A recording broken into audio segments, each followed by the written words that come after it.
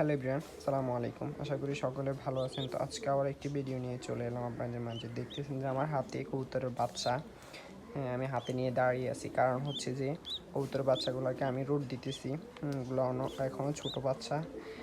দেখতেছেন যে বৃষ্টি বাদলের দিন, কবুতরগুলো এমনিতেই মানে উমে থাকতে পছন্দ করে। তো এই কারণে আমি ওদেরকে বাচ্চাগুলোকে একটু রোদ দিয়ে দিয়েছি, কারণ রোদ দিলে কবুতরের বাচ্চা খুবই টাইট ফিট এবং কি সুস্থ সবল হয়। হ্যাঁ, আমি বেশ কিছুক্ষণ ওরা খাওয়ার জন্য একজনের সাথেই করতেছে। তো আপনারা আমার একটা রিকমেন্ড হচ্ছে যে আমরা সকলে কবুতর পালি এবং কবুতরের বাচ্চা হলে আমরা চাইবো ডেলি মানে 1 থেকে দেড় ঘন্টা মিনিমাম রোদে দেওয়ার জন্য। আমি এটা এখন হাতে নিয়ে দাঁড়িয়ে আছি আপনাদের জন্য ভিডিও করার জন্য।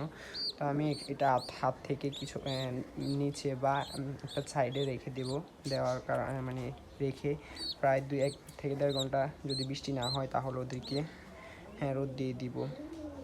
দেখব যাতে কোনো বিলাই এবং কি অন্য কিছু অ্যাটাক দিতে যেন না পারে।